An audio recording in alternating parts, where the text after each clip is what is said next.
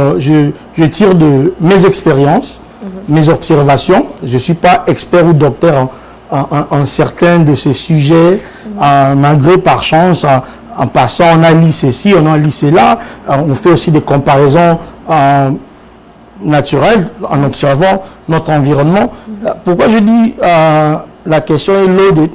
Parce qu'il y a plein de nuances dedans. Nous voyons ces nuances des tendances qui est politisée, nous voyons des nuances des tendances qui est autochtone, ces tons que nous voyons dans plusieurs débats. Maintenant, dans des terrains occidentaux, des pays occidentaux est formé de plusieurs, comment dirais-je, immigrés. D'abord parce que ce sont des terrains où le capitaliste a vraiment investi.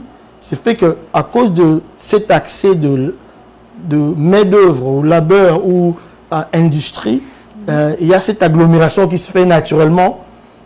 D'accord. Donc, cette migration naturelle. Oui, donc cette migration naturelle, c'est lié d'abord au commerce, aux interactions qui a bougé nos forces historiques d'abord. Parce que ces questions sont des questions, il faut aller vraiment, même dans des sens historiques, quelles sont les historical forces qui a pu interagir dedans pour amener des gens à faire ces mouvements que nous voyons.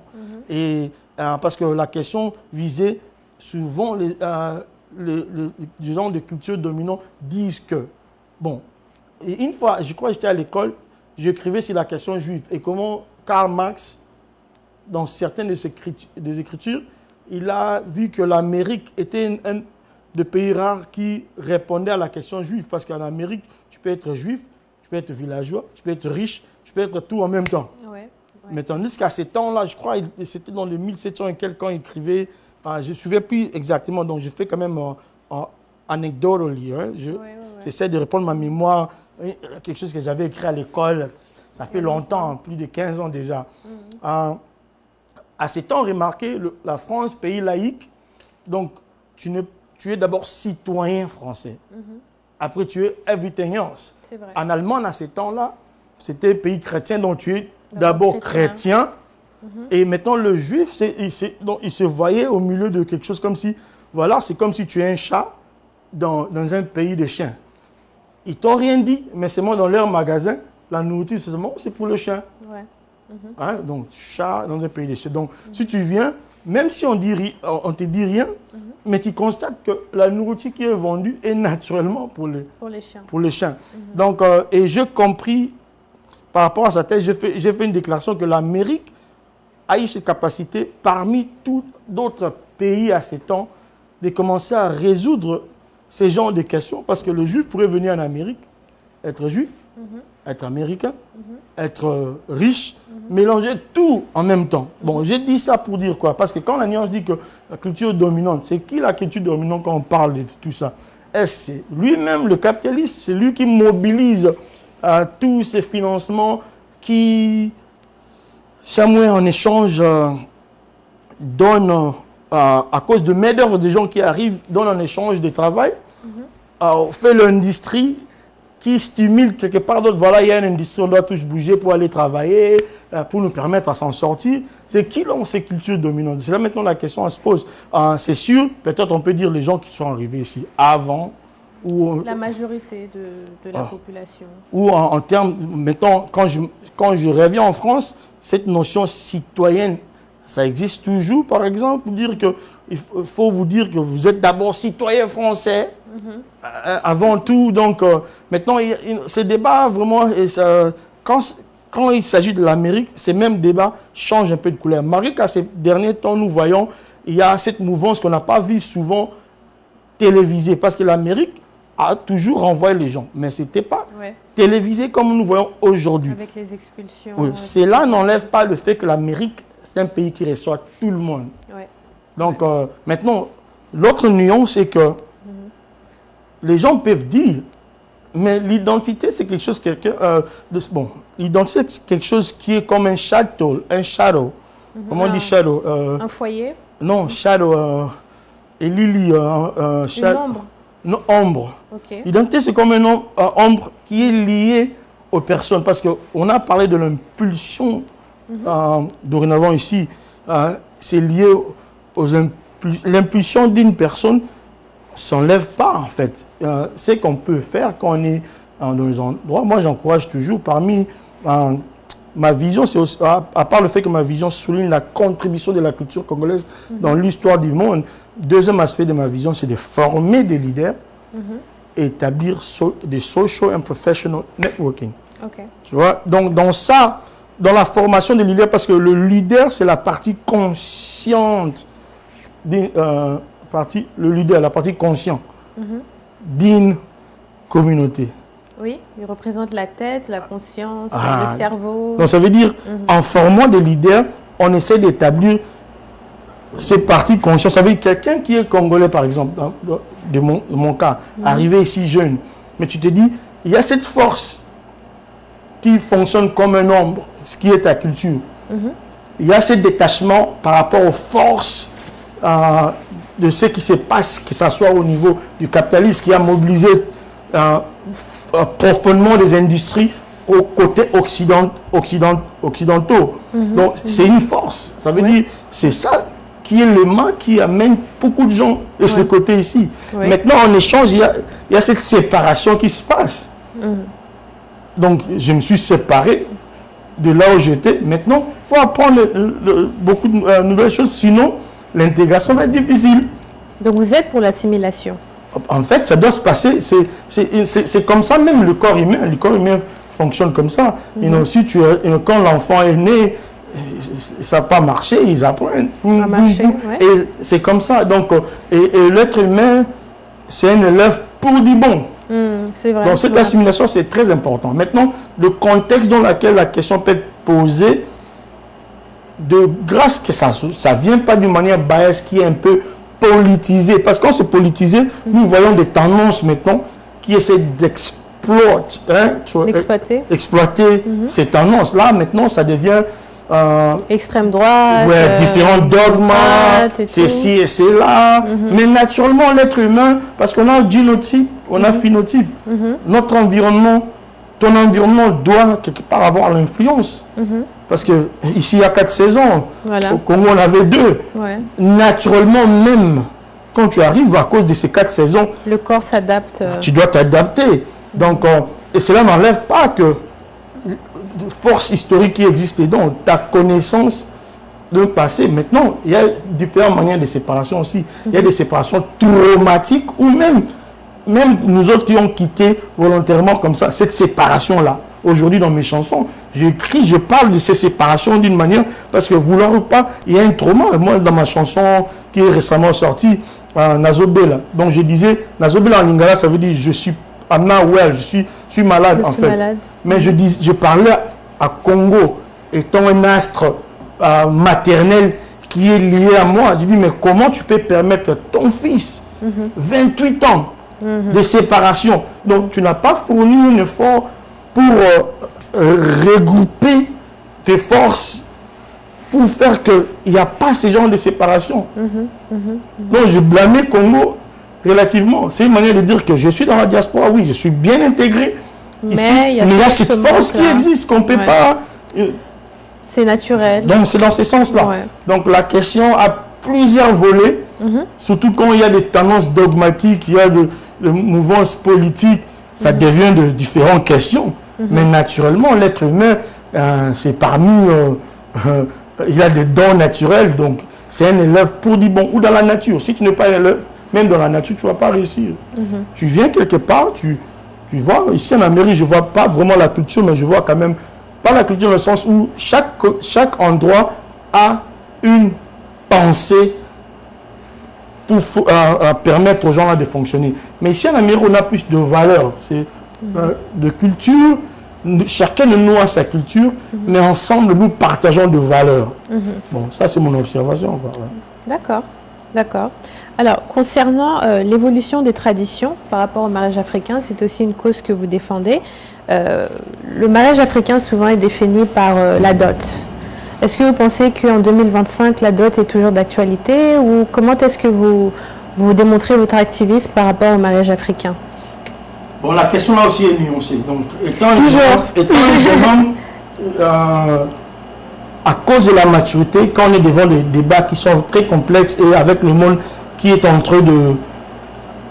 Bon, le mot évolue, parce que le monde a toujours évolué, que ce soit dans nos traditions, que ce soit aujourd'hui. Je dis ça pour dire, pas pour dire qu'aujourd'hui notre évolution vaut mieux que non. ce que les autres ont subi comme évolution. On n'a pas toujours des nouvelles idées. Oui, mais c'est une manière aussi pour lack of better term, comme on dit en anglais, pour de manque de termes. Hein. Comme je disais, apparemment, je ne suis pas docteur en ces matières, mais par rapport aux observations. Pour parler de sujets pareils, ce sont des sujets qui a cette notion de cultural relativisme. C'est que nous on dit dans le relativisme culturel. Pour dire quoi? Moi je fais le droit pénal international. Dans la criminologie, on dit le crime est subjectif.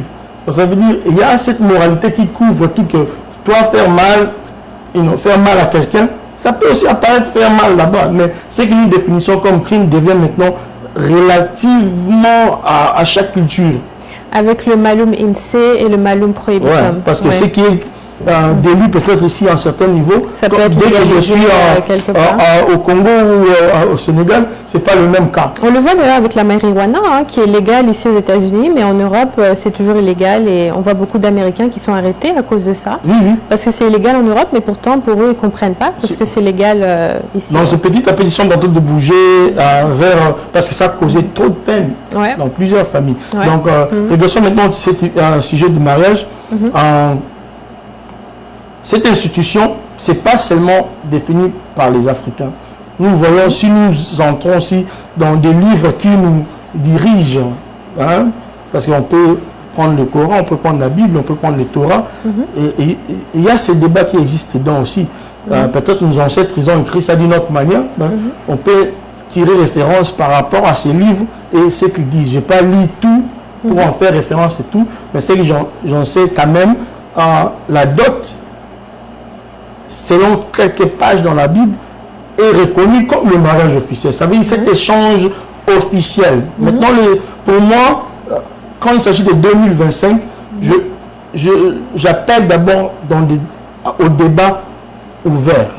D'abord de 1. Parce que, ayant cette notion de cultural relativisme, relativisme culturel, parce que, mais ce qui est beau aussi, à cause de ce mouvement capitalistique, de ce monde très développé au niveau technologie, parce que je me dis le développement est relatif, parce que quand tu retournes vers nos grands-pères, vous allez remarquer, ils se sentaient aussi développés par rapport à... Bien sûr, bien sûr, par rapport à leur temps. Et par rapport à ces temps, tout le monde doit être dans la table pour parler, parce que ça veut dire cette tradition qui a servi beaucoup pour en faire comme les échanges officiels entre familles. Aujourd'hui aussi, les gens peuvent exploiter cela. Par exemple, je dirais, des fois dans les débats, tu entends, lui doit payer la dot, oh ta dot c'est 50 000.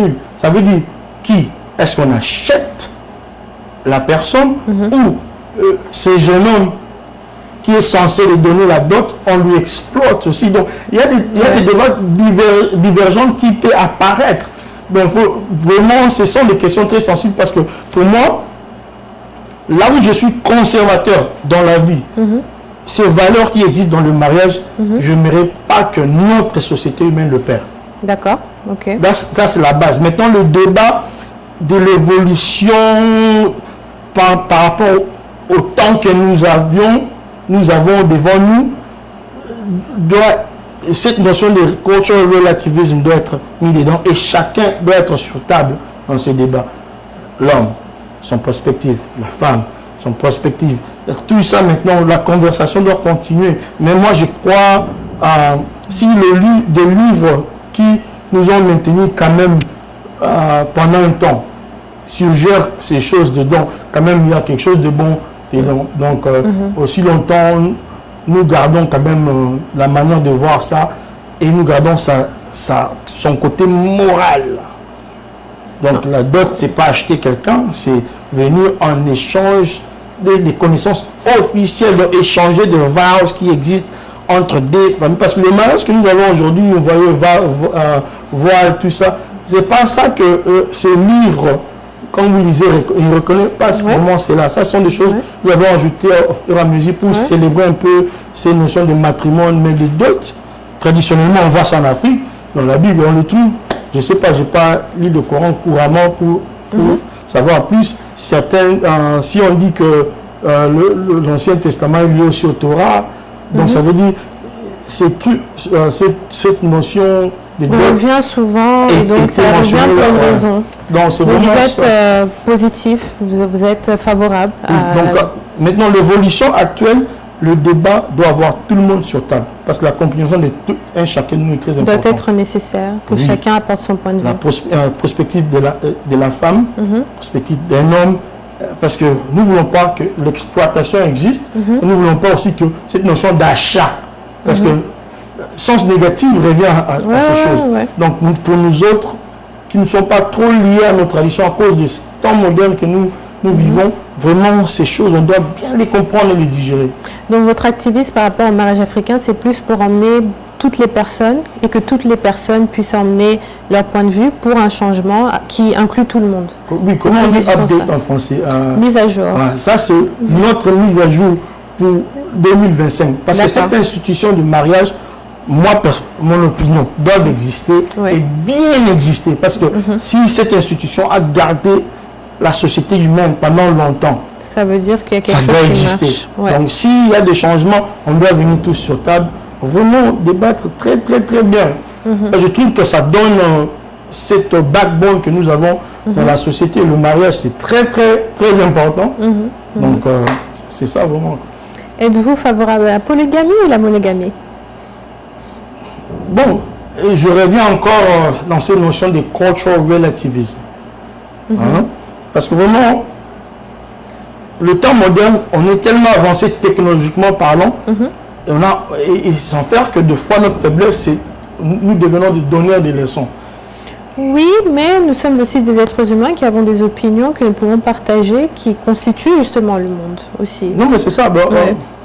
Non, c'est pour ça que je vais reconnaître d'abord cette notion de cultural relativism, relativisme culturel. Donc ça veut dire devenir donneur de leçons va dire quand nous sommes sur table avec tout le monde, nous disons directement voilà la chose uniforme, c'est ça. Non, ça c'est mauvais. Comme nous sommes dans le Ouest, nous engageons tous les données économiques qui est en train de faire rouler le monde.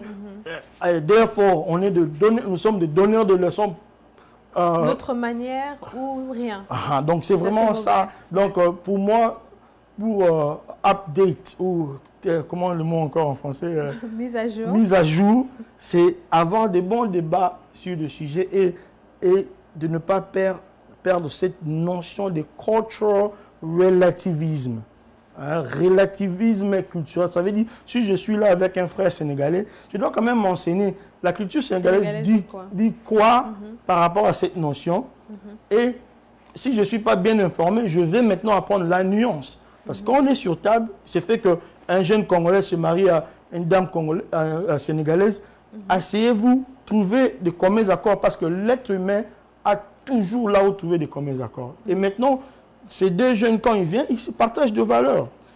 Voilà, moi, ma culture dit ceci, voilà mes valeurs. Parce qu'il faut faire la différence entre la culture et tes valeurs que tu as accrues avec de mouvances, ce qui se passe historiquement. Donc, il faut maintenant faire la différence entre les deux.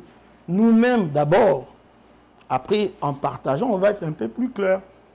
Voilà, parce que je me dis aujourd'hui, si quelqu'un, aux États-Unis par exemple, si tu veux te marier avec 3 femmes pour un homme ou 3 hommes pour une femme, d'abord, bon, pour moi, je dis c'est une perte parce que ça va te coûter beaucoup d'abord. Côté économique. Côté économique, déjà, il faut voir le paramètre. Maintenant, tu te dis, oh, mais je suis riche, je suis ceci. Ah, mais le lawsuit existe aussi parce que relation humaine n'est pas toujours parfaite. Donc, tu te réveilles aujourd'hui, l'autre se dit, je me suis fâché, lawsuit parce qu'il y a ça. Il y a tout ça aussi. Bon, nous, les êtres humains, on aime prendre des chances, hein, donc je ne sais pas. En quelque sorte, cultural relativism. Il faut respecter ces notions. Mais dans votre activisme, comment vous faites, parce que vous êtes activiste social, en plus d'être artiste, comment est-ce que vous faites votre activisme? Toujours avec la relativité culturelle ou est-ce que des fois vous prenez position des fois? Bon, comme j'avais dit au commencement, je suis d'abord artiste.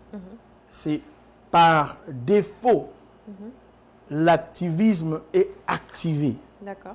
Parce qu'en fait, étant artiste, nous voulons d'abord démontrer simplement, nous sommes très fiers de qui nous sommes. Donc, par grâce à Dieu, l'Amérique me permet d'être congolais. Mon papa c'est un Guinéen, by the way. Mon père c'est un Guinéen. Je n'ai pas trop grandi avec la culture guinéenne. Born and raised in Congo, du Congo, d'ici.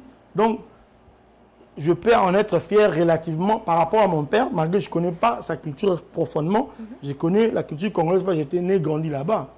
Donc, cette fierté-là, je me disais, mais, quand j'ai commencé à faire mes études dans le droit pénal international, quand je lisais sur le Congo, il y avait un temps, ils ont brandé un nom sur le Congo à cause de différents conflits, de armes qui se passaient, et il y avait des greppes qui se passaient beaucoup. Ils ont utilisé le greppe. Bon, je ne sais pas là où l'émission va passer, j'essaie d'être un peu politiquement correct. Ils utilisaient greppe comme armement de guerre, par exemple. Je n'ai jamais su. C'est là que j'ai découvert ce genre de choses. Et maintenant, ils ont brandé le pays comme le Congo, capitale mondiale de grippe. D'accord. Des raisins? Le grape? Le fruit?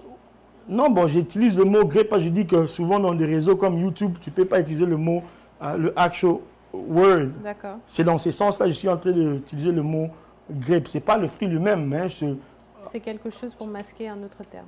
Donc, c'est ça. Donc, en français, c'est VOL, tout ça. Donc, le mot est dans le Congo, dans les documents, a été brandé du nom capitale mondiale de vie, tout ça. Je me suis dit, oh, je me vois artiste congolais. Ça m'a choqué d'abord. Je me dis, le Congo que moi je représente, que je connais.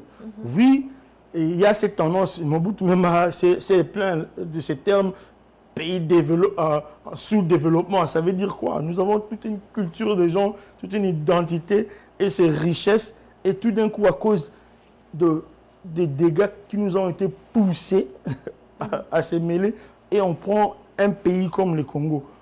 Dans les documents, c'est devenu the great capital of the world. C'était trop paradoxal pour moi. Je me disais, mais, tu vois, ces chaînes que j'ai ressenties là, en lisant ça, parce que je voyais le Congo qui peut nourrir toute l'Afrique ou même tout le monde, et il nourrit déjà.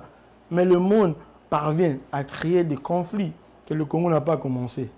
Et pour lui donner ce genre de nom, ces chaînes que j'ai ressenties, a encore fuel dans moi l'artiste qui doit mettre maintenant ma vision, de souligner la contribution de la culture congolaise dans l'histoire du monde.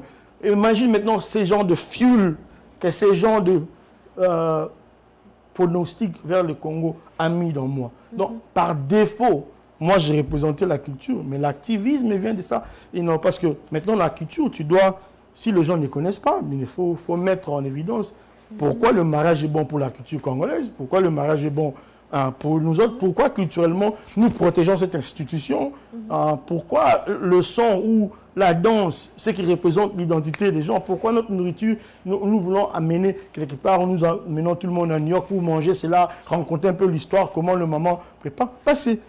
C'est ça mon activisme en fait. Je suis un artiste par défaut, je suis activiste. Parce que je ne pouvais pas laisser que le Congo, son nom soit écrit dans l'histoire Great Capital of the World. Donc, à travers ma musique, à travers la positivité, à travers cette positive narrative of the Congo, nous avons changé ces narratifs jusqu'à aujourd'hui. Ce sont les efforts qu'on a fournis. C'est ça maintenant qui nous garde activistes. Mais premièrement, pour moi, c'est l'art, la culture. Donc, c'est par défaut, c'est ça, quoi. D'accord, ok. La sensibilisation de l'expérience noire. Qu'est-ce que l'expérience noire? Bon, ce qui m'a poussé la curiosité de la question noire, c'est d'abord le Congo lui-même, parce que mon premier album sera appelé Le Paradoxe. D'accord. Ce premier paradoxe que j'ai observé, voilà le Congo, cette terre si riche. Nous voyons même, quand nous revenons, bon, d'abord la question Congo, m'a tiqué de voir, mais si riche, qui peut nourrir tout le monde, qui peut aider tout le monde, donc que l'Occident a pris notre plutonium ou uranium, c'est pas notre matière, pour en faire ses premières bombes atomiques qui a arrêté cette deuxième guerre mondiale. C'est le même Congo là, riche en presque tout. Mais ce même Congo, on dit que c'est le pays le plus pauvre. C'est paradoxe. M'a tellement troublé. Et ça m'a poussé maintenant à voir à la profondeur vraiment la question noire. La question noire pose ce problème dans le capitalisme. Je ne parle pas comme une victime. Je ne crois pas à nous étant victimes. D'accord. Je crois à un peuple, quand il s'identifie, quand il est fier de sa culture, quand il peut travailler avec son frère, sa soeur, quand ils travaillent ensemble, quand ils croient à sa justice qui est restaurative. Culturellement, nous avons de justice restaurative. Quand il y a un mal fait, on s'assoit, on parle sur ça, on se pardonne et on continue. Quand il se remet dans ces valeurs-là, rien ne l'arrête. Okay. Maintenant, c'est quand même personne d'autre dans ce monde qui est maintenant systématisé et très complexe sous la notion de capitalisme. Le capitalisme, c'est bon, parce que ça te pousse à être vraiment compétitif et compétent. C'est la compétition. Maintenant, dans la compétition, il faut avoir les atouts. Maintenant, notre histoire imminente, en entrant dans ces nouveaux systèmes, nous a pas avantageux. D'accord. Pour dire que, bon, la question Congo, revenons. Quand il y a eu le shadow slavery, certains millions de nos frères sont de Angola, Kingdom of Congo, sont partis servir au Brésil, partout, ils sont partout. J'ai découvert même cette notion dans la chanson de Papa Mba Esclave, quand il a chanté, hein, c'est quoi encore? La chanson là. Bombuna America na salinzela masinyo. Bombuna Afrika monyololo na kingo bote kinga ina zando tipo tipo. La chanson 87 Papa Mba, ça parlait de l'esclavagisme. C'est là où j'ai découvert l'histoire. J'étais tellement jeune. Ouais. C'est la première fois que j'ai écouté cette histoire parce qu'à l'école, je n'avais pas appris ça. Ouais. Donc, nos frères, on l'a vendu à Tipo Tipo, Zanzibar. Certains sont venus ici au Brésil, certains sont au Jamaïque, certains en Amérique. 400 ans déjà. Ça veut dire, ça a provoqué ce que moi j'appelle le cultural struggle. Parce que notre question noire, on peut le regarder en plusieurs volets. Étant artiste, regardant l'histoire, ça c'est ce que j'appelle le cultural struggle. D'abord, ils devaient quitter l'Afrique en niant leur identité parce qu'ils étaient esclaves. Quand on te dit ton cultural struggle, pas dire leur souci d'abord, c'est de garder leur culture. So it becomes, ça devient ce qu'on appelle cultural struggle. Comment on dit cultural struggle en français? La lutte culturelle. La lutte culturelle. Parce qu'ils ont quitté leur domaine pour aller quelque part, sachant pas s'ils vont retourner. Donc, ça veut dire, leur lutte devient comment je peux garder cette identité de ne pas le perdre, parce que certains ont traversé l'océan pour la première fois. Ouais. Mais ils devaient garder leur tam-tam. Aujourd'hui, nous voyons le parti de la culture noire qui a influencé le monde aujourd'hui. Ça s'apparaît culturellement parce que c'était important pour eux de garder la culture.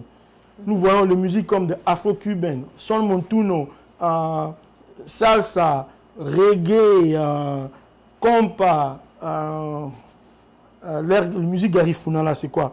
Punta, zouk, beaucoup de tendances musiques qui ont influencé le monde aujourd'hui sont sorties de... bon, je pense en anglais, j'essaie de parler en français. Vient de... non, je peux les appeler ancêtres parce qu'ils ont quitté, ça fait longtemps, mais c'est l'enfant africain qui est parti avec cette cultural struggle pour garder son identité. Le jazz sont sortis aujourd'hui. Les musiques qui ont influencé le monde. Est-ce que tu peux imaginer le monde actuel sans ces musiques-là? Parce que le jazz a influencé, le blues, tout ça, ça a influencé l'R&B que tout le monde utilise aujourd'hui. Tout ça a influencé le rap que tout le monde utilise aujourd'hui. Donc parlons de toutes ces tendances qui donnent la joie au monde. Quand on parle de la joie, c'est aussi la force. Imagine dans le capitalisme, on travaille dur, non? Maintenant, sans la joie là, de balancer, on devient quoi? L'équilibre, quoi. Il faut l'équilibre. Donc ça veut dire, à cause de leur lutte culturelle d'abord, pour garder leur culture, l'influence du peuple noir a comblé le monde de ces vides qui pourraient exister. Nous voyons d'abord cette puissance qui est dans l'identité culturelle. Donc, nos questions, ça se cache dans plusieurs facteurs. Deuxième observation, ça commence en culture et ça va vers social parce que après avoir struggle culturally, ils doivent se positionner socialement là où ils sont. Maintenant, le nôtre a commencé socialement parce qu'on a été colonisé dans nos propres terres.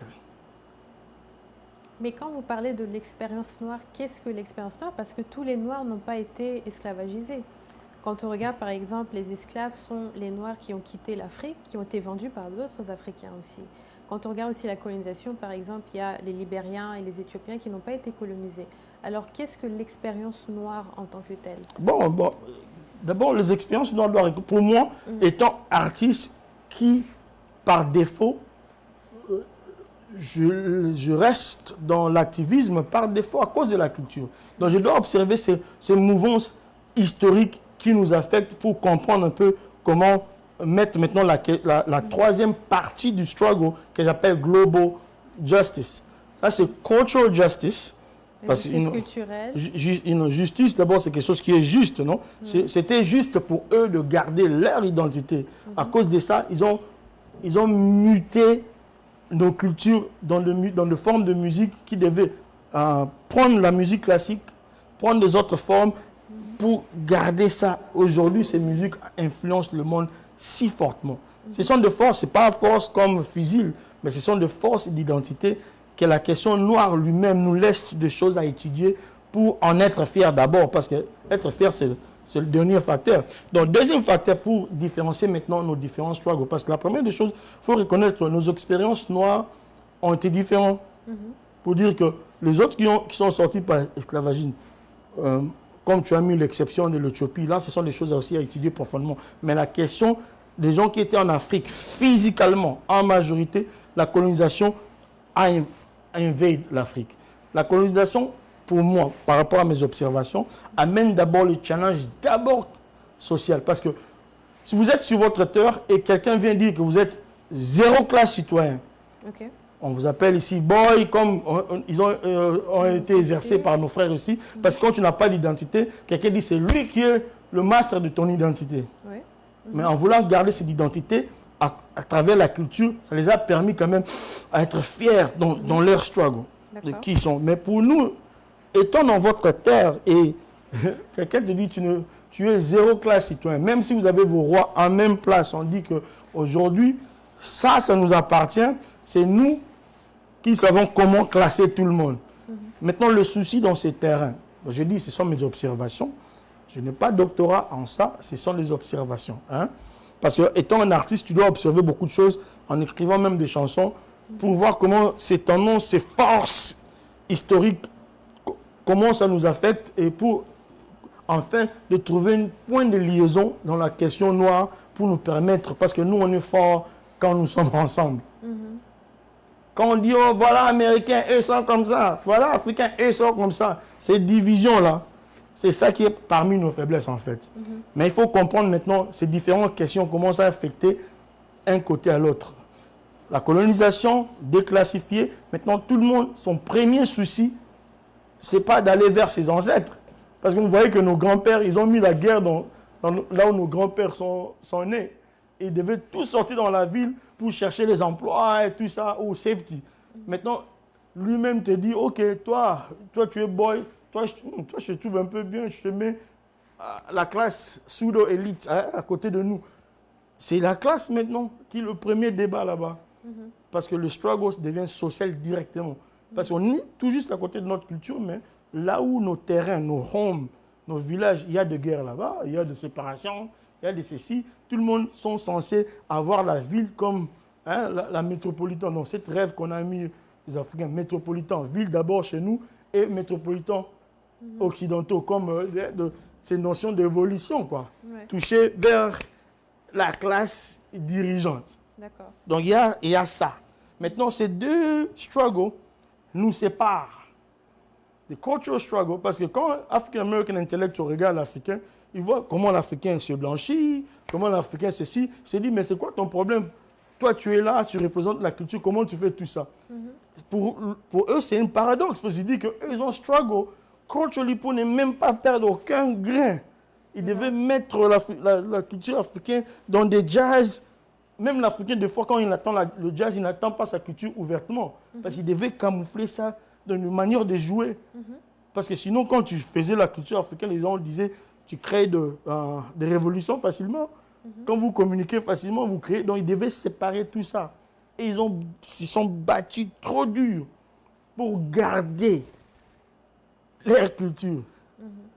Donc ça, ils ont des jazz, ils ont des blues. Tout ça, ce sont des cultures africaines mélangées. Bon, c'est nuancé parce que quand on regarde, par exemple, Martin Luther King, lui ne voulait pas être noir.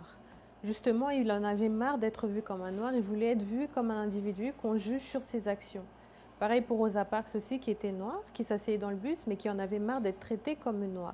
Donc il y avait quand même des Afro-Américains qui ne voulaient pas simplement garder leur côté noir, comme vous dites, mais qui voulaient tout simplement aussi être vus comme des individus. Parce que quand on catégorise seulement les noirs comme des noirs, c'est ça le racisme même. Oui, oui.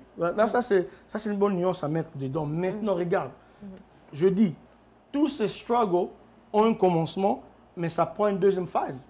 La deuxième phase, c'est quoi? Quand le struggle commence culturellement, après avoir essayé de préserver la culture. Maintenant, il y a ce facteur social qui est aussi dirigé par, comment dire, c'est quoi le mot? J'essaie de prêter ce que Gramsci et les autres décrivent là. Il y a c'est dirigé par le corporate elite, en fait, le social maintenant.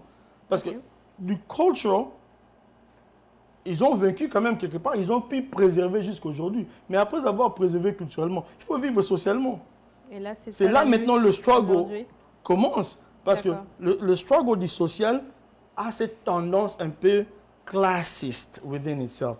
C'est pour cela, identifie-moi comme un Américain qui mérite à travailler, au lieu de m'identifier étant d'abord noir, directement tu me mets à côté parce que culturellement, tu fais partie de ça. Des fois, tu n'es pas partie de l'élite.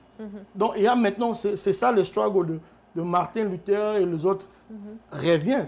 Ces struggles peuvent nous rejoindre parce que c'était dans le temps moderne, ces struggles ont commencé. Parce qu'ils disaient comment nous, en 1960 ou 1960 et quelques, ici en Amérique, un pays développé, nous sommes encore en Ross and Courage au niveau social. Tandis que le développement est là. Maintenant, c'est cet enseignement que notre struggle en Afrique a commencé socialement parce qu'on veut être dans la classe élite, parce qu'on veut tous être en faveur de ces personnes qui dirigent tout le main-d'œuvre. Mais paradoxalement, ça te rend distrait vers ta culture. C'est pour ça que nous, les artistes, on devient très importants parce que socialement, aujourd'hui, les artistes sont en train de devenir riches. Thank God. Mais on représente ce facteur culturel, souvent même en Afrique. L'Africain n'a pas préservé sa culture plus que les Noirs qui ont traversé à côté. Et la culture est maintenue par les artistes comme vous qui maintenez... Cette classe de l'élite qui se crée naturellement ou souvent à cause de ce mouvement. C'est pour ça que je parle maintenant. Troisième phase, c'est cette phase globale que nous voyons aujourd'hui que à travers l'art, à travers de l'échange, à travers de l'intellectualisme qui est en train d'être partagé, et les artistes ont simplifié beaucoup de théories à travers l'art. Parce que l'art on met en question directement la culture, que chacun doit auto-respecter ses cultures pour trouver comment travailler ensemble. Nous sommes maintenant dans cette phase-là où vous voyez aujourd'hui, quand nous on a commencé, Afrobeat, l'Africain n'avait pas, on les connaît par ses valeurs, mais n'avait pas, on voit un Burna Boy qui vend 5 stadiums sold out. Ce sont ces mouvances qui est entré, c'est encore bébé en fait. Donc on doit commencer à travailler ensemble. Voilà, j'ai une invitation ici, on parle de tout et on essaie de mettre ces différentes perspectives ensemble parce que nous autres, c'est comme quand on dit dans nos andages africains, pour en faire un coup de poing, faut tout le doigt doit venir ensemble. 5 doigts pour une main. Donc c'est ce qui est en train de se passer maintenant, c'est dans cette troisième phase de global justice. Là où nos compréhensions doivent être échangées, la conversation doit quitter. Ça doit avoir tout niveau. Niveau livre très complexe, très théorie, pour expliquer un peu de phénomènes qui se passent, mais aussi niveau artistique qui simplifie, comme ma chanson Congo for You. si je laissais ça en livre, ça allait faire au moins 45 livres pour expliquer des choses que je simplifiais dans la chanson. Et c'est pour ça que tout le monde est important. L'artiste fait partie maintenant de cette élite aussi, parce qu'aujourd'hui, l'artiste, il traverse, son influence traverse. On a maintenant l'intellectuel africain, on doit le découvrir, parce que ce sont les gens qu'on ne connaît pas vraiment beaucoup. Oui. Ça existe, mais the intellectual class en Afrique. Maintenant, son business élite, les gens qui sont successful en business, on doit regrouper maintenant tout cela, parce qu'il n'y a pas encore une classe élite africaine qui est formidablement fort ensemble. Donc, c'est son travail qu'on a encore à faire. Et pour terminer, vous parlez de l'émancipation au travers de l'éducation et notamment le rôle de l'élite africaine. Quelles sont les recommandations pour vous pour mener l'émancipation au travers de l'éducation? Surtout quand on regarde en Afrique, un continent qui contient le plus de jeunes au monde, les jeunes qui sont plus attachés au divertissement. Comment peut-on promouvoir l'éducation? Comme vous, par exemple, vous avez dit que les artistes font partie de l'élite. Par exemple, en tant qu'artiste, comment est-ce que vous pouvez promouvoir l'éducation? Ce qui est sûr, il doit y avoir un équilibre. Le balance entre ce qu'on appelle divertissement. Parce qu'attention aussi, parce que dans ce divertissement, il y a des messages qui peuvent passer très bien et très simples. Encore, je donne l'exemple de ma chanson Congo For You. J'ai donné, donc chaque virgule, chaque point-virgule, chaque point a des significations dedans, mais c'est chanté dans des phrases simples. Je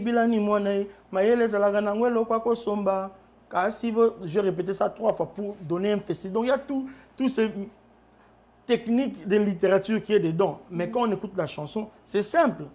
Donc c'est mon rôle étant un artiste pour dire quoi? C'est lui qui n'a pas eu la chance d'avoir accès au livre. Il peut avoir accès à créer une conversation. Ben, il dit quoi lui là aussi? Oh, mais l'ennemi de Congo, ben, ce n'est pas le Rwanda. Directement, tu lui dis, est-ce que ce n'est pas ta jalousie? Ce n'est pas ton insulte facile? Ce n'est pas ton notion de dire toujours non, ton frère ne vaut rien? Ce n'est pas l'envie? Ou ce n'est pas la fin? Et il y a maintenant, tu rends l'ascenseur à la personne de se questionner, parce que l'homme ne peut pas perdre sa capacité de se questionner aussi. Donc, on doit trouver la balance entre éducation, parce que l'Africain, on ne peut pas aussi rester 70% entertainment. L'éducation, c'est aussi important. Donc, pour nous, Congo Youth Coalition, en fait, comme on a vu le Congo, 70% jeunes, l'Afrique aussi, ça représente ce facteur. On dit, bon, à chaque network qu'on avait ici, il y a des jeunes professionnels, mais il y a cette jeunesse qui est laissée à lui-même. Donc, créons des initiatives pour aller vers ces gaps-là.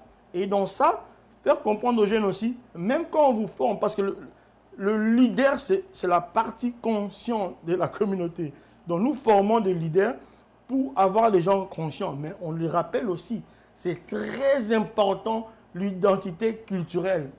Parce que c'est comme un lubricant ou un oil dans la voiture. Parce que s'il n'y a pas le oil, il y aura beaucoup de métal qui vont créer de feu. Donc, oui, mets-toi bien dans tes livres, comprends des théories. Ce système capitaliste est trop complexe. Il faut avoir la patience de revenir sur tes documents, mais en même temps, prendre plaisir d'être devant ta culture sans complexe. Mélange les deux là. La vie est bonne. Et les recommandations pour moi, formation de leader, c'est d'abord une clé. Et networking en tout niveau. Dans le niveau socio-basique et dans le niveau complexe. Et utilisons les universités comme là où est regrouper nos jeunes intellectuels. Et former des élites en question. Donc, dans la jeunesse, regrouper-les avec le mentor. Donc, partout que nous sommes, donc, parce que nos sociétés étaient comme ça. Ramener tous ces petits trucs, formation des élites, mentor, regroupement de jeunes, réseautage, networking, tous ces facteurs, utilisons ça parce qu'on a besoin de tout ça pour ramener ce réseau de différentes manières de reach each African. D'accord. Koumou Katalaye, merci beaucoup d'avoir répondu à toutes les questions. Merci beaucoup, merci. Je ne sais pas si vous avez un mot à passer ou... Bon, Bon, pour moi, le mot, c'est merci d'abord de m'avoir ici. Et merci à tout le monde, l'équipe technique. Et Congo, oye. Donc, moi, j'encourage le Congo, jeunes Congolais. Non, tu peux aimer entertainment. Il ne faut pas oublier aussi d'ouvrir un peu de livres et lire pour savoir les histoires des autres. Donc, il y a tout ça. Donc, dans tout ça, l'Afrique, nous tous, on est ensemble, c'est ça. Chers amis téléspectateurs, merci beaucoup de nous avoir suivis et nous nous retrouverons dimanche prochain pour un nouvel épisode. Merci.